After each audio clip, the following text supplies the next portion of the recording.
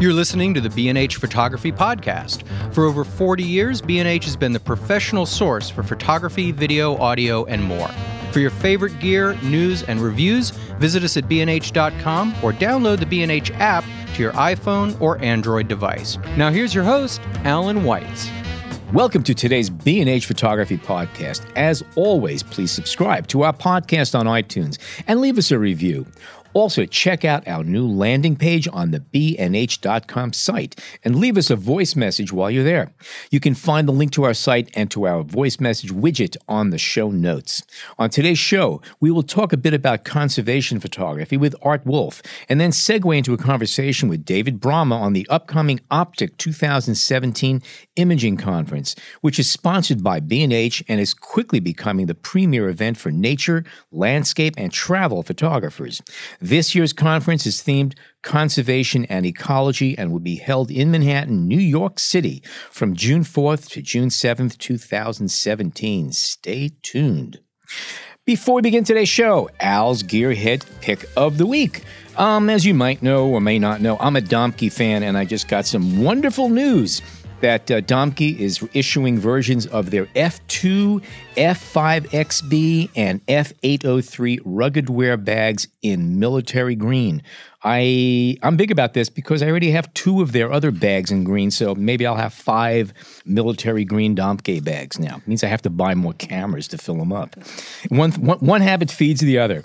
Anyway. It's interesting that Domke is still, not still around. They make great bags. Everyone knows that, but they haven't changed much in a long time. No, and that's what I love about it. If you have one that you bought 30 years ago and it wore out, you could replace it. Yeah. And it's probably built a little bit better and available in military green now. So there you have it. Okay, conservation photography. It's really a hybrid of several disciplines. It has to do with nature, wildlife, landscape, even news and documentary photography. But the goal is to advocate for the protection of wildlife and wildlands and improve our natural environment. Some will date its origin to early photographers, such as Carlton Watkins, who successfully used photography to help establish Yosemite National Park, and to William Henry Jackson and later Ansel Adams, who advocated for the protection of our wildlands. The modern field of conservation photography was formalized in October 2005 with the founding of the International League of Conservation Photographers during the 8th World Wilderness Congress in Anchorage, Alaska. However, as we will see, conservation photography can be anything by anyone in any place, local or on the other side of the planet, as long as it is imaging used to forward the idea of conservation.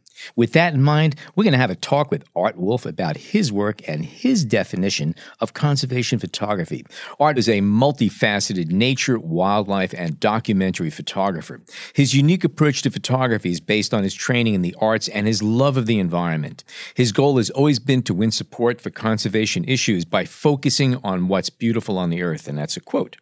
Hailed by William Conway, former president of the Wildlife Conservation Society, as the most prolific and sensitive recorder of a rapidly vanishing natural world. That's quite a compliment. Wolfe travels nearly 9 months out of the year, photographing for new projects, leading photographic tours and seminars, and giving inspirational presentations to corporate, educational, conservation, and spiritual groups. In 1997, he created a conservation-themed photography contest as an event for the advancement of photography as a unique medium capable of bringing awareness and preservation to our environment through art. And just one little quote from Morgan Freeman, who described Art Wolfe as a virtuoso whose eye brings home again and again the absolute need to preserve what we have. Not bad. Welcome, Art. Pleasure to have you here. You didn't sound anything like Morgan Freeman, Alan. I'm sorry. Okay. I have a hard time sounding like God. Here's a question for you. Let's get right into it. What is conservation photography? Well, I think that's a great question. And the answer is it's photographers and their work that champion a cause, whether it's creating awareness of ongoing campaigns or simply getting out ahead of everything and finding an issue that needs to be exposed to the rest of the world. Okay. So there's and just to follow up, there's a lot of photographers that love to take pictures of nature, but they would not necessarily be considered conservationists. They're just having a great time following their passion of creativity. But I don't think advocacy and environmental campaigns are part of their workflow or their ethic at that point.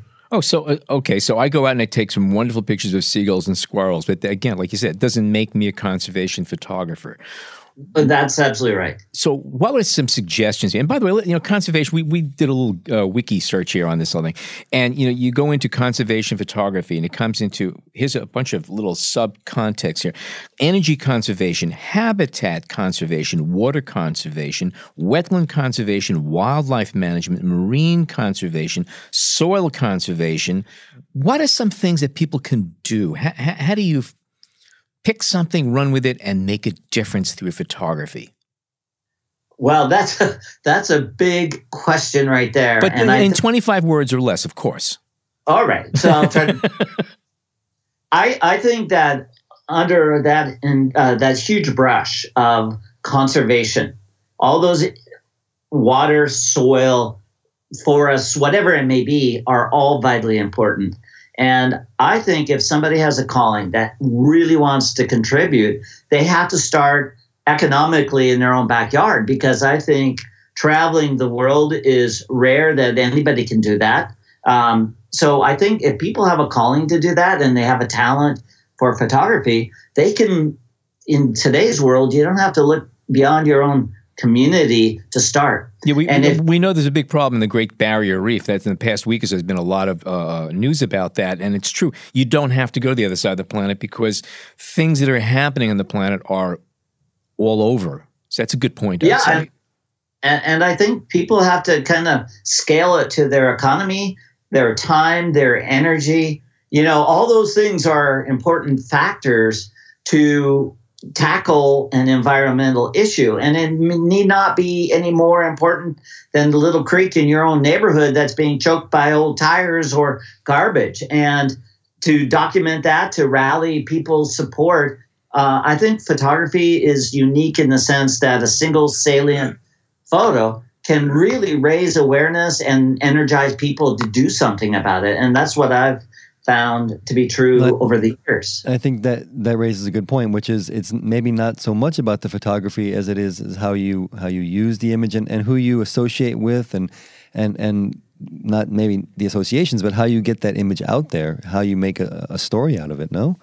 Yeah, and I welcome all the weekend warriors that can go out with their cameras and tackle a local issue. I think the people that wind up working on an international level are few and far between, and those individuals are dedicated to the bone to make a difference with their photography. Could you give us a couple of examples of some private individuals, no-name photographers, if you want to, that have found a cause and picked up and ran with it in local communities? Well, let me talk at a global level, and then we can talk about the community. Sure. I think James Baylog has an ongoing project called Chasing Ice, and he set cameras up all around the world, from the Himalayas to the Antarctic to the Arctic. Yeah, and he documented the receding of the glaciers, which the reality is those glaciers are receding at an alarming rate, and in fact, water that comes from the glaciers in Southeast Asia, India, the subcontinent of India, all will be feeling the effects of those dwindling glaciers because they're the source of the water. It's important now to hear that, to know that we are affecting the climate by putting particulates in the air that fall in the glaciers, and it only accelerates what naturally would be occurring, but we're accelerating the process.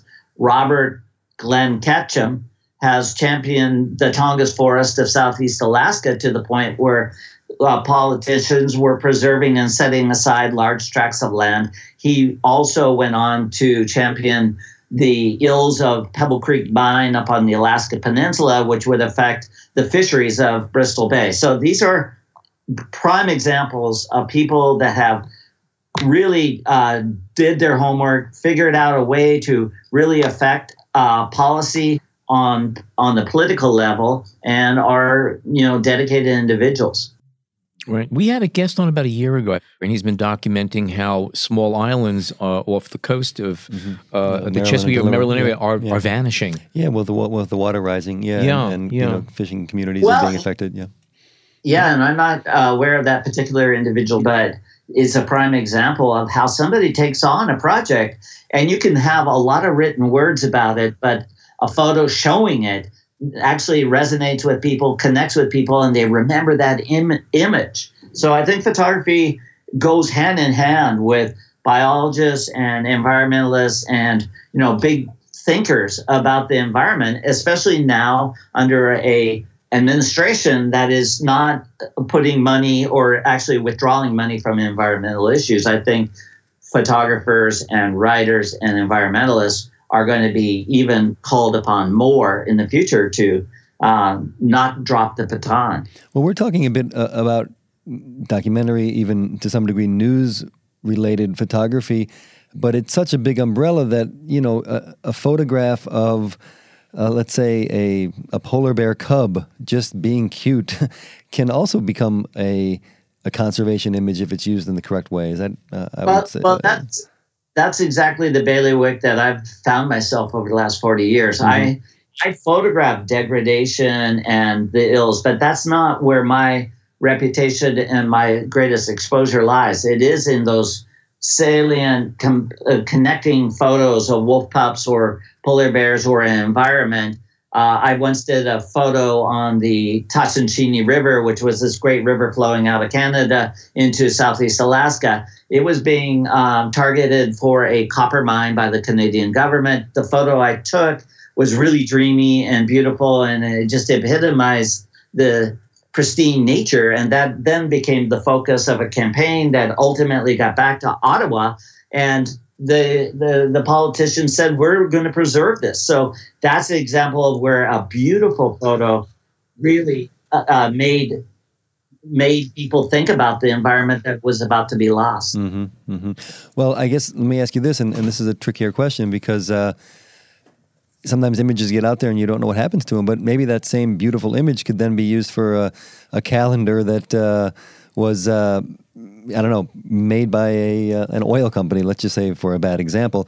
Are you kind of constantly vigilant on the on where your images go and what they do once they kind of are made public? Well, I do have a staff of 5 people that stay on it, but I think you could also, in this world, you can't track every photo. And in this world, you know, people can steal photos and turn it around.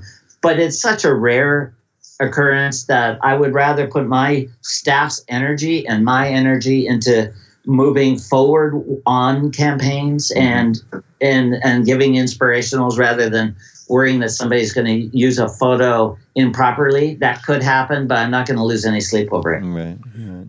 You've seen many, you've dealt with many issues. What conservation issue out of all the ones you've dealt with is most critical to you right now? Which one is gathering your most interest? The plight of elephants. Right now, China is basically recolonizing Africa. They're in most of African countries, building infrastructure, roads, trains, infrastructure that the African countries probably don't have the economy to do. And so China's very smart. It's a big country, but they're mineral poor. And so they're going into these various countries with long-term agreements to mine their country of the minerals. Now, nothing's wrong with that. It's quid pro quo. You know, both countries get a benefit from the association. But along with that then comes increased background deals for certain people. And it has, along with other bad individuals, other bad players, increased the poaching of elephants to the degree that we could lose the wild elephant population in Africa within 10 years. And that is inconceivable to me, that the greatest land animal could disappear from the face of the earth. It just doesn't even seem remotely acceptable. So I'm heading off in a couple of days to Chad to photograph elephant herds, one of the last largest herd on the continent of Africa. And I'm also working with a publisher as of a couple of days ago that is willing to produce a book that will raise awareness of the issue. And I first became aware of that by being flown into London last October, giving a talk at the Royal Geographic Society. And it was a wake-up call for England to sign a treaty along with the United States and China. China government is on board for stopping all importation of old and new ivory, which is the wiggle room from which pictures thrive. I understand. I saw something a few days ago. The latest tact is to go after rhinos and elephants and dyeing their tusks bright pink, which apparently just trashes the value. And they look kind of silly, but apparently it seems to be effective. So, I mean, if they have to do that, they have to do it. Who's footing the bill for this, if I may ask? You're flying off the Chad to photograph elephants. I would love to do that, but it costs money to do that. Is this something you're self-funding? Do you have a backer for this? Well, what I do is I lead tours, or I have fairly wealthy individuals that want to go on an adventure. And those wealthy individuals then will go on a private trip with me on a grand adventure, underwrite the trip. And partly that's what I'm going to be talking about at OPTIC is how can I travel the world economically and work on all these various books that have international content and be a photographer, because there's very little economy in being an environmental photographer. You have to be dedicated to do it. So I piece it together with workshops, on tours, and with individuals that want to go on a grand trip. Given that scenario you described, and also kind of the changing marketplace for photography, if your primary goal is to do nature and wildlife photography with a cause, a conservation cause, does that put you kind of behind the eight ball a bit when it comes to book publishing and book deals, and nature photography and wildlife book deals, or are you able to do both? I think that's a great question, and I'm able to do both. Okay. There's been certain books I've done in the past where I've done beautiful books, and yet I've found writers from the natural resource defense that would write the foreword. Other books I've had Jane Goodall and other great environmentalists write forwards for the book or to contribute to the text, and yet the work I'm doing remains true to what I want to do. Mm-hmm. And so there's a beautiful collaboration. On the elephant book that I just had a long conversation with this publisher, it is absolutely going to be advocacy. It's going to be the beautiful shots of elephants, but it may have shots of poaching, and it may be written from a much more stringent point of view from an environmentalist cause. Right. So there's a call to action type of book, and then there's beautiful books that kind of weave people in but still deliver a message. One question that I have a couple of questions, but one that just came to mind is that the current administration isn't exactly friendly to a lot of these conservation movements and a lot of things similar to that. Are you aware of any projects that are jeopardized right now, photographically speaking? There was people who are already working on projects to bring this stuff to the surface. You know anybody who's been hurt by anything so far? Not quite yet, because it would just announce the degree with which the administration is pulling back funding. I'm not so aware on that level of what's going to be affected. Unequivocally, there will be a lot of groups affected. Certainly the biologists and environmentalists in the field.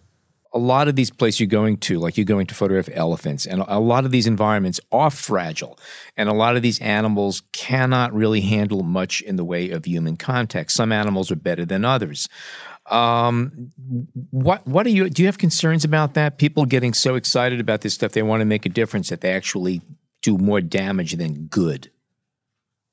That's a big can of worms right there. I think that we are seeing a lot of signs where the weekend people, and I'm not calling them environmentalist photographers, they're just enthusiasts. Yeah. Everybody in the age of the iPhone is a photographer, right?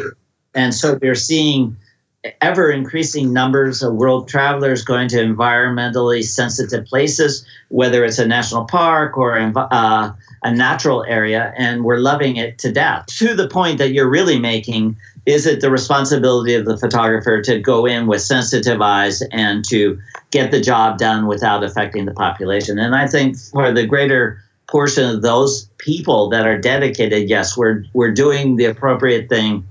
I would argue that animals that have had increased exposure to people often are actually those survivors, because they, for instance, bald eagles now are nesting in virtually every Seattle park. They're rearing chicks that are used to people, and they're the ones that are going to survive. And all during my youth, I grew up 1 mile from where I'm speaking today. We never saw bald eagles until I was around 19 or 20, and we just started seeing bald eagles coming back. And so they're the animals that get a little more accustomed to human encroachment are thriving, from coyotes to mountain lions to bald eagles. So we're seeing actually the effects of animals that are adjusting to increased population. But you're also right that there are certain animals that are extremely sensitive to the encroachment of people. And yet we're also seeing those environmental issues, like the Chinese government has done a reasonably great job on protecting the giant panda and increasing preserves. And so we're seeing an increasing population of giant pandas. In India, we're seeing an increased population of Bengal tigers simply because they're doing the right thing and preserving ever-increasing tracts of land. We had on our show Steve Winter several weeks ago, and you were talking about mountain lions and his project on a mountain lion that lives in the hills outside of Hollywood. It attracted such attention that efforts are being made now to allow the repopulation of mountain lions in urban areas. The great story on mountain lions is there's more mountain lions now roaming the West than there has been in the last 200 years. So they are, animals that are tough and kind of adjusting thrive. And so it's an amazing statement to say that under the Hollywood sign, there's shots now of mountain lions. Right. Yeah, but what they're not telling you is they cannot afford the housing there. They just... I think you can afford the housing, just not the ones with the pools. Oh, that's great. Can you tell us a little bit what you're going to be speaking about this year at OPTIC? It's so salient to our conversation because what I'm going to do is talk to an audience that I presume want to kind of do some of this or pursue their own nature photography in their own neighborhoods. But I'm going to show how I've been able to navigate the world basically by working on 3, 4, 5 projects at once. So I'm amortizing the price and the cost of travel and still pull out books that generally have an international content. That's been my bailiwick, is to work on the broader picture of the globe, whether it's culture, landscape, or wildlife, and kind of connect the dots. So I'm going to take Africa and a couple other places around the world and show how I can work on various projects at the same time. Sounds good. Let me ask you, you've touched on this a little bit, but do you, when you're approaching projects, do you see a difference, at least in your own mind, between documentary work, wildlife photography, nature photography, or when you're going out for a project, are they all fair game? I think everything, every photographer basically has a slightly different slant. She may be an underwater photographer. Another guy might be, more centric towards the Arctic zones. Everybody has an interest, and some people, I wear the hat of an artist.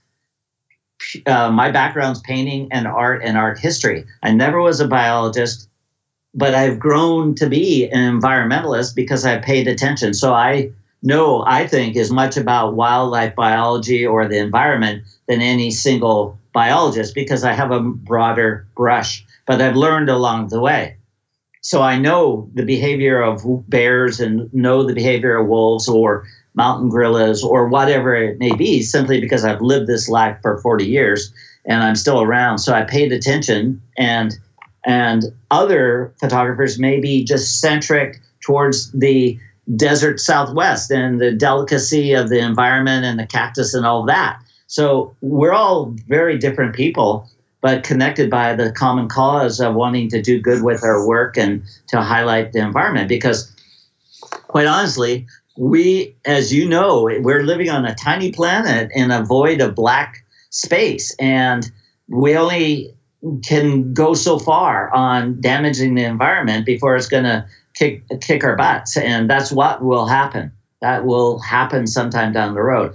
I cite great comebacks of wildlife populations as offerings to the general public to say, don't get dejected. Don't think everything's going to hell in a handbasket, because there's great effects of the work that we're doing. But we need to keep working on these environmental issues. And withdrawing funds from the environmental causes is not the right choice. It's a critical time to move forward on many of these issues. Are there opportunities from various environmental groups for photographers to find work? Reaching out to these organizations, or the budget's just not really there?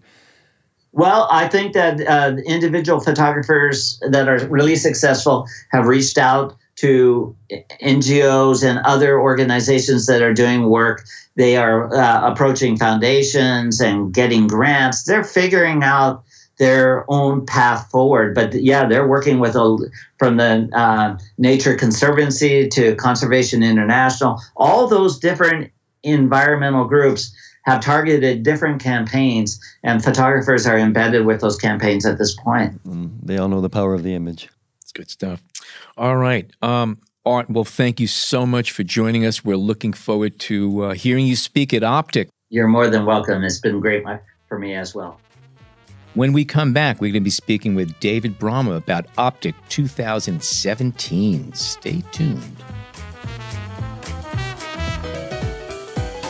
We hope you're enjoying this edition of the B&H Photography Podcast. Send us a tweet at BHPhotoVideo, #BHPhotoPodcast.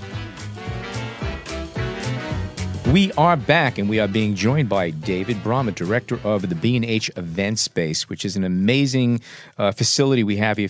If you've never been to the B&H Event Space, you owe it yourself to pay a visit. If you're passing through, check out.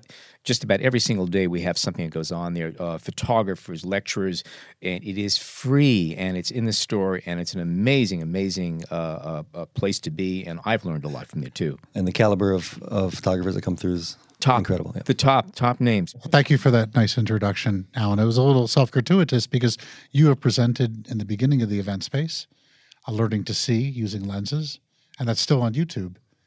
And you learned from my errors and built upon it. I think what's really cool about the project is that we've built up this amazing library of events on YouTube and all these lectures, these talks, and they're really critical. We have one from Sam Abel, which is a landmark presentation on a totally different way to build up your photographs. People have been referring to that YouTube video quite often, and now we're live streaming, which is amazing. Everyone who you want to come and you want to watch an event, you have to come to New York City. If you just can't make it in that day, turn on the live stream. You can watch from your phone, you can watch from your computer, your tablet. Good point. Yeah, that's right. That's a fairly recent thing. In addition to the event space, Dave is also the director and coordinator and mastermind of OPTICS, which is a terrific once-a-year event that we put on. OPTIC? OPTIC, it's the Outdoor Photography Travel Imaging Conference. Son of a gun. I thought it was just named after the basic word for lenses. Well, it was clever that we put them together like that. That was planned, actually. That's amazing. Did you know? I didn't know that. All this stuff aside, I was kind of blown away by what I saw last year, the photographers that we had, the speakers, the manufacturers that showed up to let people play around with the new toys, and there was an amazing amount of energy, and it went on for a few days. It was really quite an experience. Can you tell us a little bit about what you have planned for this year? Well, okay, so by the way, thank you for inviting me to the show. It's always a pleasure. Much like this podcast, it's his passion, and it's where people come together and they do what they love for B&H. I created the OPTIC conference in the same spirit. I give some other reasons, but I just basically want to say that this isn't just like a big sales conference. This is B&H letting its trusted employees run with something and do something amazing that you guys as our customers can really enjoy. And there isn't any other force that allows such creativity to come through for the sake of creativity. Yes, you're going to buy cameras, but at the same time, we put together this program that's really for you guys. But here's the catch. How much does it cost to get into this show? Free. Ain't that something? Yeah, that is. OPTIC is in its 3rd year of existence. Last year was the first year that the podcast team came and did some, we got some of the great speakers to come and speak with you guys. And I think that was really 360 degrees because you had the lectures that were on the stage, and then you had this impromptu talk like I'm doing with you right now. Yeah, we set up a podcast studio, and we were just recording stuff for there. Well, the Paul Caponegro was a highlight for me. Oh. I mean, that little chat with John Paul Caponegro and his father, it was great. And Michael Kenna. And Michael Kenna. Yeah, well, we combined those two books. We had Kenna, but the Caponegro was a surprise, and he just was wonderful. So, well, let me just kind of lay out what's going on here. Is that we're B&H Photo, and we're the biggest camera store in the world, technology store, and we're pretty amazing. And you know us if you want to come buy a camera, but we are much more than that, and we offer lots of free education and inspiration to our customers. And that's what really sets us apart from other people. So, being that I work in the event space and bring in all these great speakers, I always had this dream was that B&H, we're big enough, we should have our own trade show and conference. And that was realized with OPTIC. So OPTIC is the Outdoor Photography Travel Imaging Conference. And we partnered with Lindblad Expeditions. Lindblad Expeditions has about 15 boats that are traveling all throughout the world. They're staffed with certified photographers and National Geographic photographers. So it was a perfect mix to bring Lindblad in with us. When we chose the topic of what OPTIC should be and what this trade show is that it's about travel photography. It's about wildlife photography. It's about the natural world. It's about ecology. It's about wildlife. It's about going outside of your boundaries, getting way beyond your backyard and making inspirational photographs. And it's a nice topic for a trade show conference because it's a very wide topic. It's not locked into just Lightroom or Photoshop or editing or just one particular facet. And because we're B&H and partnering with Lindblad, we had access to incredible photographers. It's like ones in the past that we've had, they've been dreams. We had Art Wolfe did our keynote in 2015. In 2016, we had Michael Kenna. And I tell you what was pretty amazing was, I don't know if the people are listening to this podcast, but a lot of the rank and file B&H customers didn't know who Michael Kenna is, but should know who Michael Kenna is. He's an amazing photographer. Yeah, if you're really the creme de la creme of fine art photography, you're familiar with some of these great names. But let's face it, a lot of our customers, they're coming to photography a little bit later in life, or they didn't get formal educations. So it's important that we present them the best possible voices of photography that are living. Last year, we had Paul Caponegro, in addition to John Paul Caponegro. A lot of people know John Paul, but only real photography aficionados are familiar with Paul Caponegro, who's probably in the top 50 living American great photographers. And the dynamic of the two of them was amazing. And let me tell you, it was really hard to get Paul.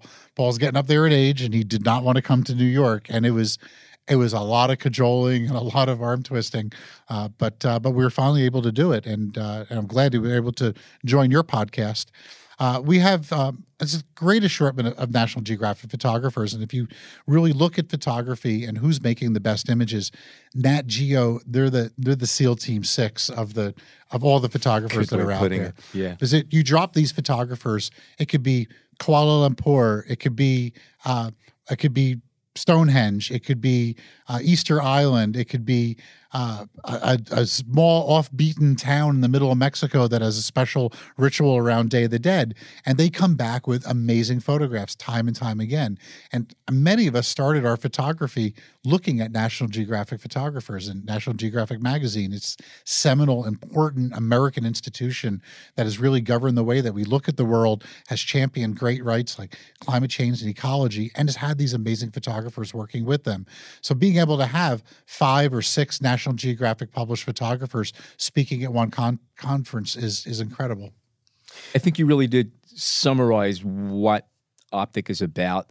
I know that I heard some dialogue there just doing the podcast and sitting in on some of the seminars that I'm jaded for the most part. I've seen an awful lot in my time, and I found that to be so enlightening and uplifting and enriching. And I mean, I walked away really charged from that. And the photographers are accessible. Oh, if you're yeah. if you're start showing up, and mind you, again, it's free. Yes. You show up and you listen to the lecture, and then they hang out. You talk with them. You chit chat, and everyone's open. And the people were so nice. I mean, all the photographers were great. There was Yes, nobody- everyone's very giving. You know, that accessibility, my favorite part of Optic 2015, one of my mentors is Bob Christ. And I love Bob Christ. He's another National Geographic photographer.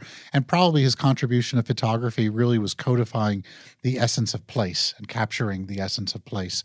So I'm hanging out with Bob, and Art Wolfe walks in, and we're waiting for presentations to start and stop. And I said, "Oh, hold on, so let me introduce the two of you." So I introduced Bob to Art and Art to Bob, and it was beautiful. Bob looks at Art. He goes, wow, Art Wolfe, you're a big hero of mine. Thank you so much."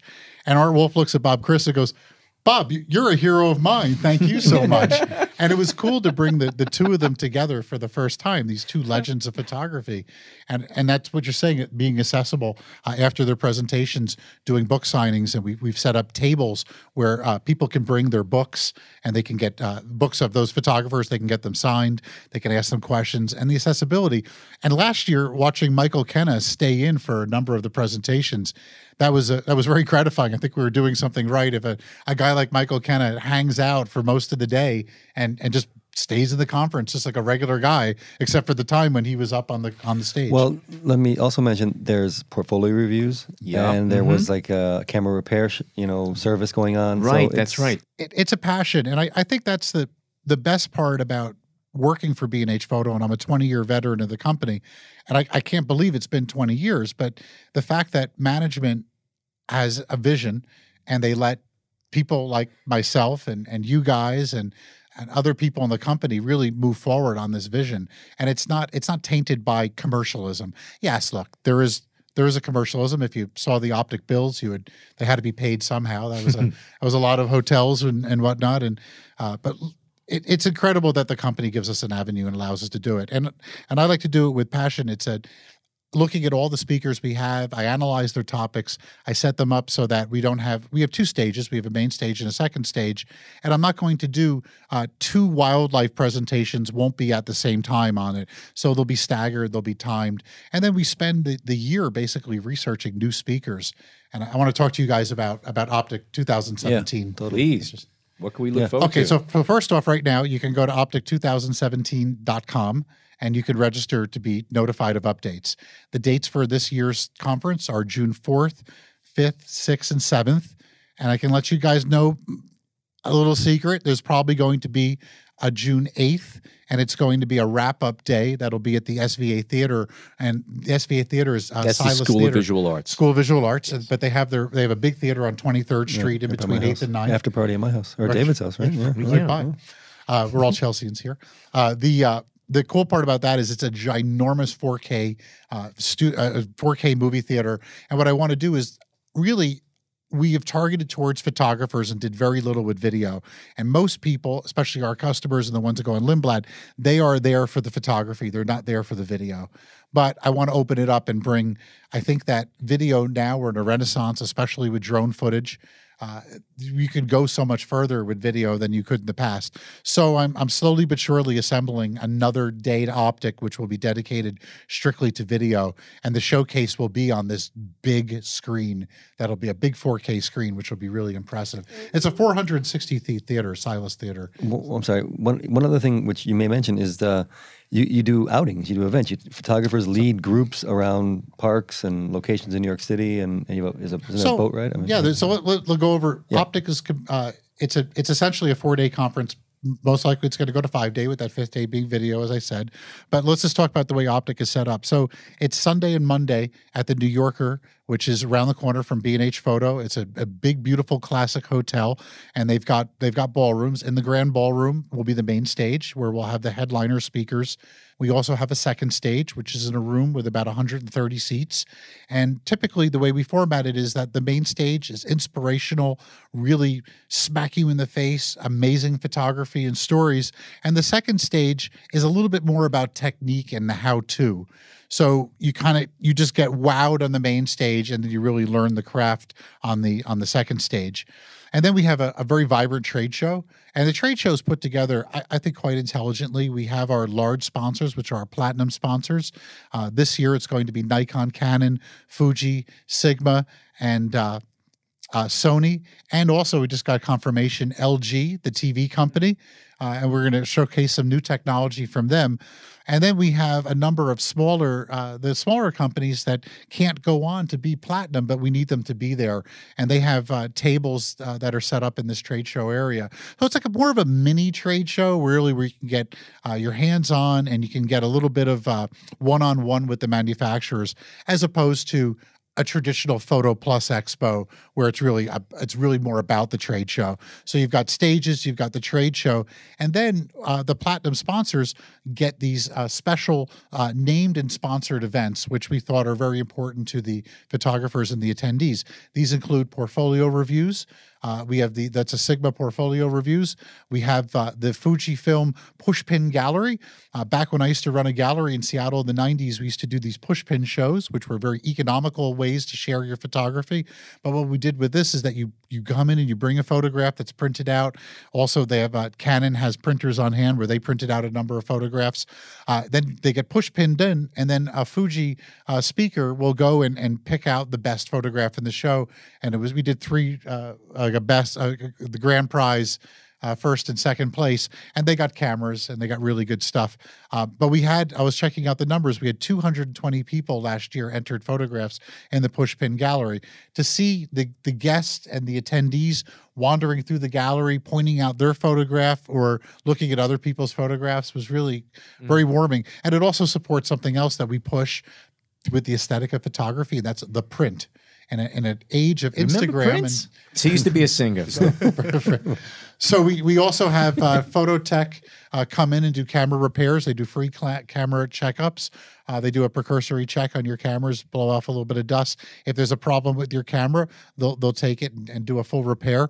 Last year and this year, if you have a Sony camera, they will all free repairs for Sony. Sony underwrites all the Sony cameras that need work. So we've got these portfolio reviews, camera repairs. We've got the pushpin gallery, and then we have that's what goes on Sunday and Monday, and then on Tuesday. Doesn't end there, but wait, there's more. And there's more. On Sunday night, we invite everyone over to the B&H Superstore down the block, and we do a cocktail and dinner reception that's sponsored by Nikon, which I think it's so cool to be in the B&H Superstore alone, not with a ton of other customers. You're there just with the group, the OPTIC group. It's a great meet and greet. That's sponsored by Nikon, and you get some great kosher food, hang out, have a couple of drinks. Can you buy stuff then or no? So it's a good question if you could buy stuff. Currently, no, but I am after our store management diligently. You got to open up with a skeleton staff and do some personal shopping. You know, when I ran my gallery, we sold more photographs after loading up the attendees with drinks. So we'll do the same thing. Get hammered, and hey, you know what? I want that Canon. You know. On second thought, 5D XR, yeah. That 5D. So exactly, why not? So that's on Sunday night is the Nikon dinner. But then Monday we have something really cool, and I'm excited to talk to you guys about this. We did what was called the Canon Cruise, and the Canon Cruise was. How many of you guys were at the Canon Cruise last year? Let's make believe we all waved. we're All here. We're all waving our hands. So it was an amazing night. So we. You didn't invite us, Dave.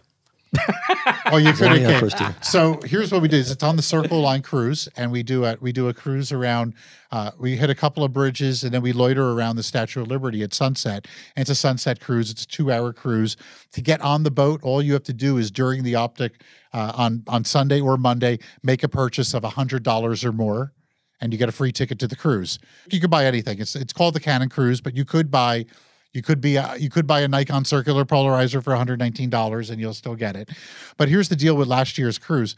I'm going to tell you a quick little story. So it was Ralph Lee Hopkins, who's the director of photography for Lindblad Expeditions. And the Circle Line people bring us over to meet the captain before we take off. And we're going to talk about photography and how this is photo gold. And all of a sudden, Jay Dickman, who's National Geographic Photography, comes walking over to the captain of the ship, pushes us aside, puts out his hand. He says, "Jay Dickman, National Geographic." it was one of the greatest introductions I've ever seen ever. It was just, it was like straight up. So the captain of the ship that we had was a photographer, was a B&H customer, and he knew all the spots to slow down and sit where the best photos would be. So Jay Dickman, Ralph Lee Hopkins, and the captain powwow about how they're going to take us around for this cruise. So the weather is beautiful. The drink tickets are there. Everyone's having a great time. We're having a blast on the cruise. And all of a sudden we get to where the Statue of Liberty is. The sun is setting. And then all of a sudden these 4 FDNY New York Fire Department red ships come and they start spouting their water fountains, water cannons with the sun setting, and the captain places us in the best advantageous spot. Right? And it was like poetry. It was amazing. This year we're going to be on the Serenity, which is really a yacht, and it's a nice upgraded ship. So we're going to have a beautiful ship, even though I love the Circle Line ships. Those were repurposed ships from World War II, which are still serving New York Harbor. But we're going to step it up a little bit with actually a little bit more deluxe of a ship. So is that Hornblower? Hornblower, the Serenity, and I'm excited about that. And is it true that this year, instead of the fireboats, you're going to be launching ICBMs from under the water? That'd be very cool. Well, Fleet Week is about a month later, so I don't know what's going to be in the right. But we're working actually on a Kraken. So that's going to be. And do you guys have gear and lenses to play with on the ships? Because I know some of the events you do. So this year we did that. We did Canon prints last year. Was very successful. You could take pictures and walk over to Canon Pixma printers and get them printed out. This year we're going to go from 2 printers to 3 printers, and we're going to set up long lens stations with cameras on gimbals for you to try it. So it'll only be Canon Canon lenses, big 600 f4, 400 2.8. You'll be able to slap your camera on that and take some pictures. And then in addition to that, we're going to have something really neat. Canon has they don't sell many binoculars, but the binoculars they do, they have these amazing image stabilizer, like these 16 and 20 power. Very high magnification, and with the stabilizer makes that magnification actually usable. I think Canon was the very first manufacturer binoculars to use image stabilization, if I'm not mistaken. So we'll have demos for that, and we'll have the prints. I mean, this is 3 days of heaven. I mean, if you're an amateur photographer or semi-pro or whatever you want to call yourself, and especially someone like myself, who I'm not going to go out and buy a 600 millimeter lens, honestly, but I'd love to use it. So it is. It's free. It's free. The only thing that you actually have to pay for really is you have to buy equipment of $100 or more of any company from us on Sunday or Monday to get onto the cruise. And that's only for the cruise. That's only for the cruise. Everything else is free. And I just want to throw out why we throw that little caveat to throwing the $100 out there is, first off, they come to the trade show. We have very aggressive specials going on, so it is a good time to buy equipment during that period of time. But what we do is we separate it with that $100. It sort of keeps the boat a little bit. If we opened it up to everybody, we have around 1,100 people come to Optic. And the boat's only 24 feet long. It's rough. Exactly. We couldn't do that. So we want around ultimately 300 people. So it's a way to kind of to manage the crowds a little bit. And that works out really well. But that's the only part of the entire week's event that has, if you want to call it a price and tag. Arguably it is free. Arguably. I mean, but you would, to get onto the boat, you have to spend the money. But John, you said 3 days. But hold on, there's more. The next day is in Central Park. And what we do at Central Park is we do this National Geographic photo walk where we map out an area of the park, and we don't map out the obvious spots like Bethesda Fountain and Belvedere Castle. We go to a little bit more natural parts of the park, which are there's a castle, the Rambles out. So we map this out, and we have points of interest, and we have different we have like tripod setups, we had a polarizer station, and we put these stations at the most photogenic parts, and we staff it with some incredible photographers. And that's like a 2 to 3 hour photo walk through Central Park, and that'll be on the Tuesday. That's by Sony. Sony sponsors that one. So I'll tell you guys a little bit about, this is the first time, we haven't published this yet, but I have a list of speakers that for 2017, which is pretty amazing. So I'm going to go down this list of speakers. So we've got Jeff Moritzen, National Geographic photographer.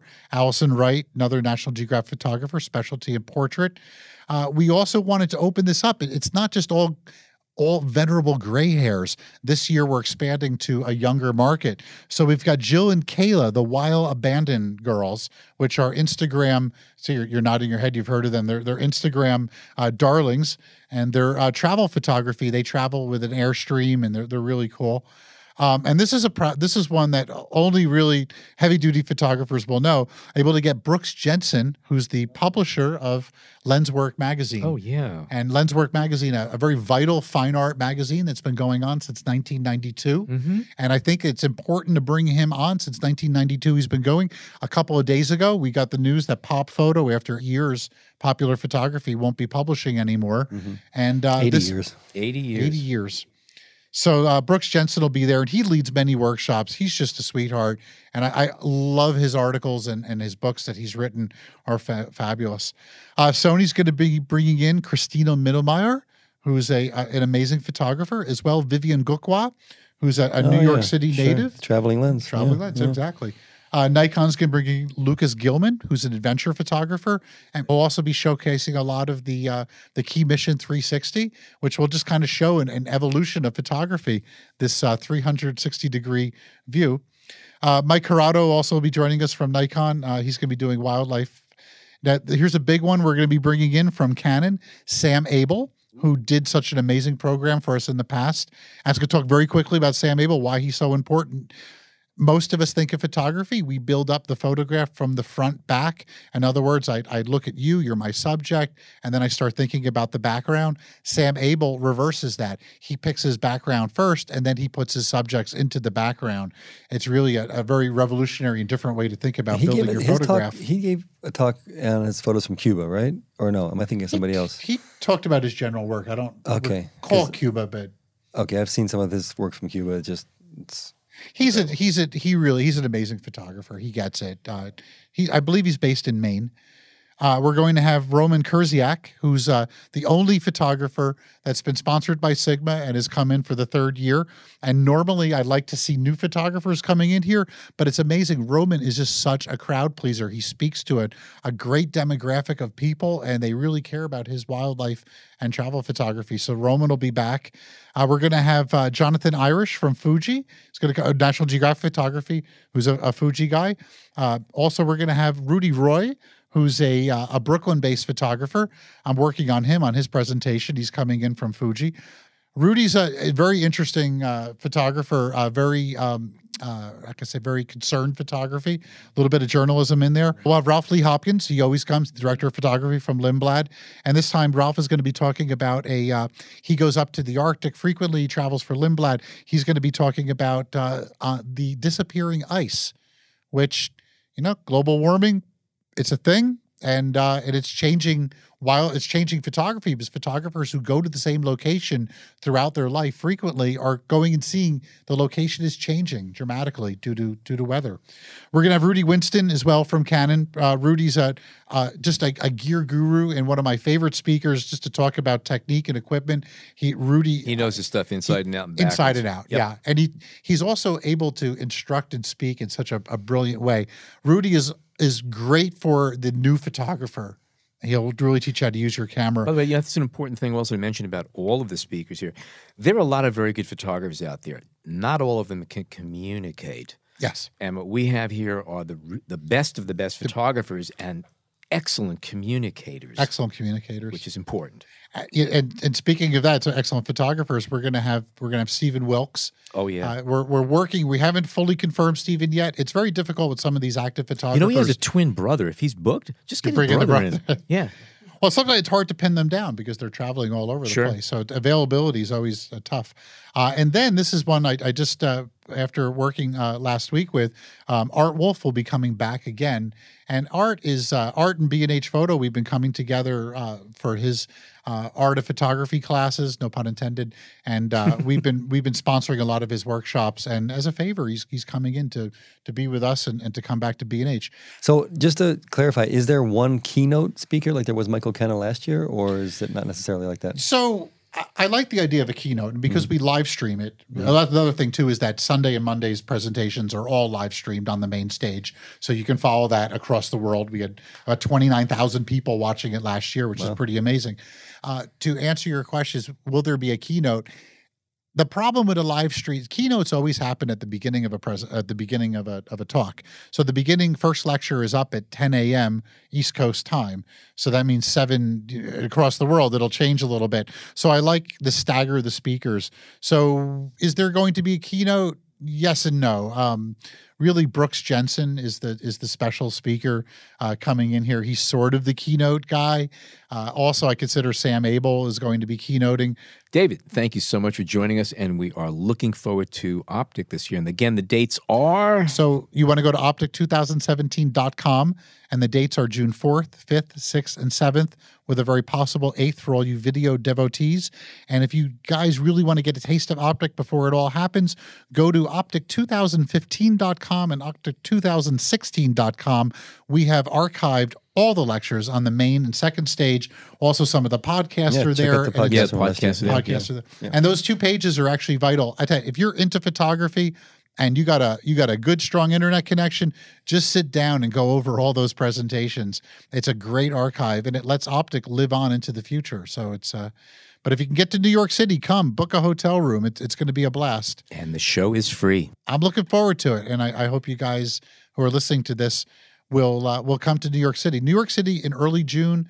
Probably the best times to be in New York City is arguably would be late April, June, September, and early October. It's just we get the best weather, and it's very photogenic. Yeah, it's a good time, and it's just fun. Look, come to New York City, enjoy OPTIC, go get some great dinners, jump on the cruise, come to Central Park with us.